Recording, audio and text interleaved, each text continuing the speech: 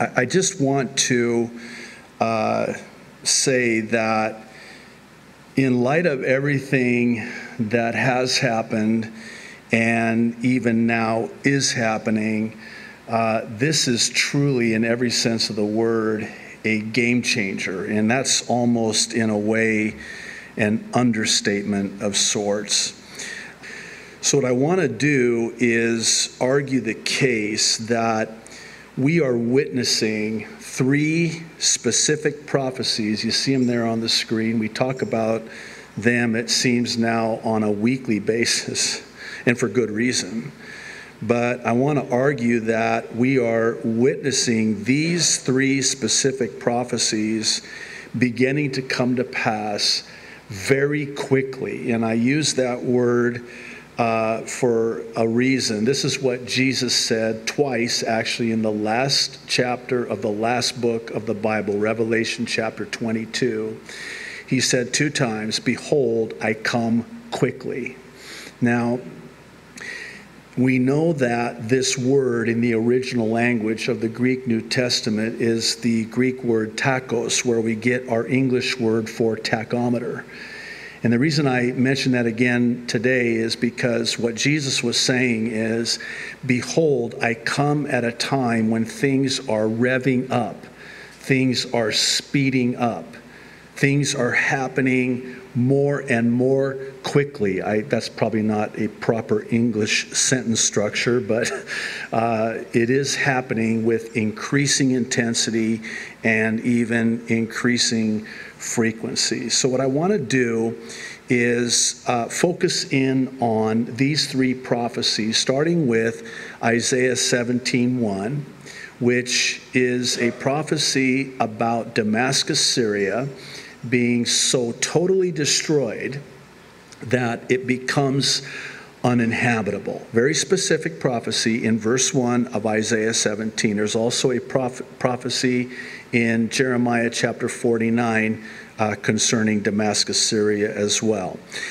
The second prophecy is a well-known one in Ezekiel 38, and this is a prophecy about an alliance of nations that launches an attack against Israel for the purpose of taking a spoil, which implies that at the time of the attack, Israel will be very prosperous.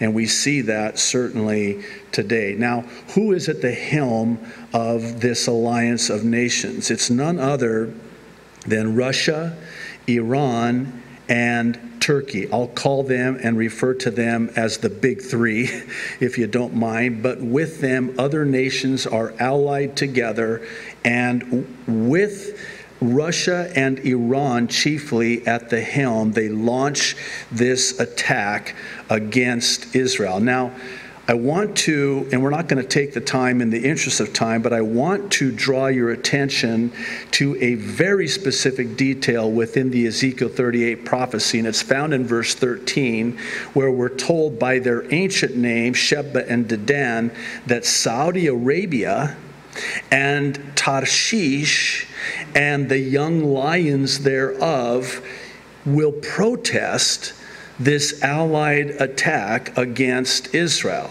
So kind of keep that in your hip pocket for now. I want to come back to that, but it is very specific concerning the role of modern day Saudi Arabia, and it implies that at the time of this attack, somehow, who knew that Saudi Arabia and Israel would have some sort of an alliance together and good foreign relations together. Saudi Arabia and Israel. So that's in verse 13. Let me just say it this way. 5 years ago, really, I would say even 3 years ago, I could not stand up here and talk about the detail of verse 13 in the present tense as I can today. Because now, as we speak, in real time, verse 13 is coming to pass exactly as we were told by the prophet Ezekiel some 2,500 plus years ago.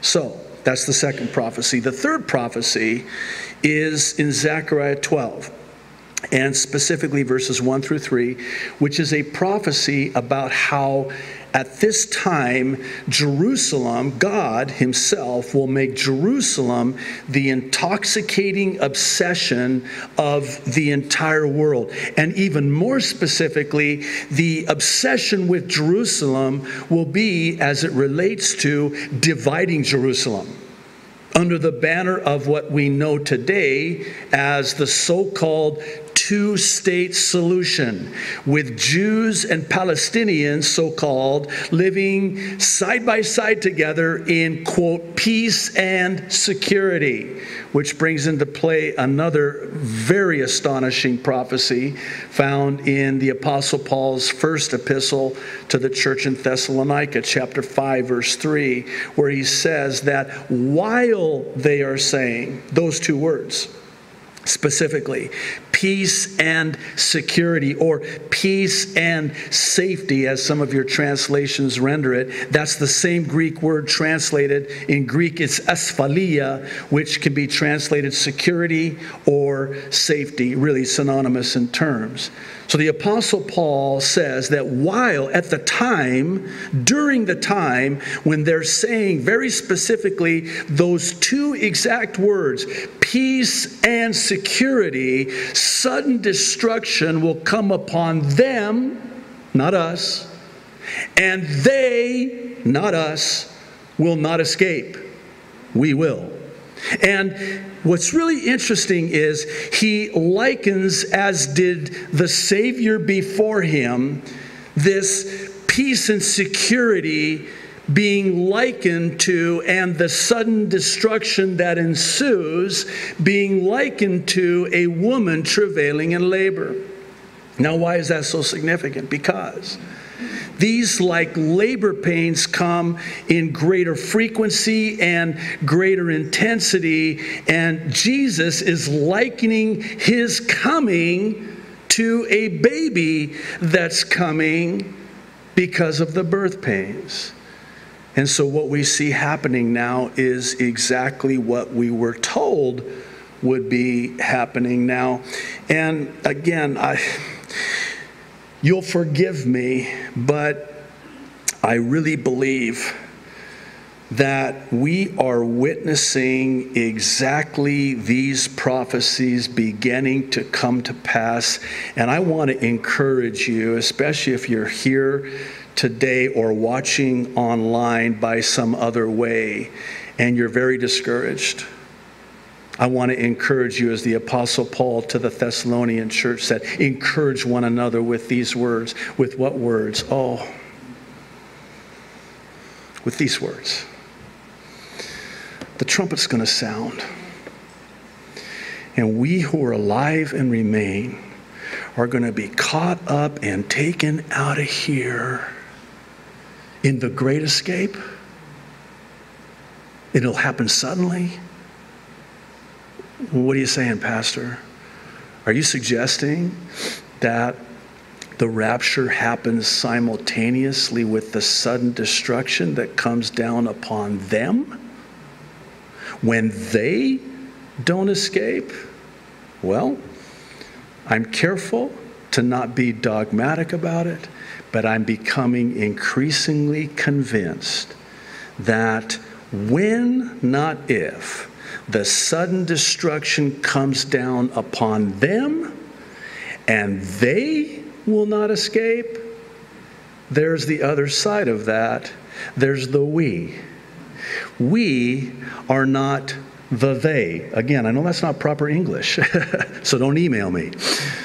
We are the we who are alive and remain at the time that the sudden destruction comes down upon them. We will escape. They will not escape. We are the we. I know that's deeply profound. Here's the point. Be a we. Okay? All right, let's close in prayer. That was the That was the whole point right there. I just made the whole point.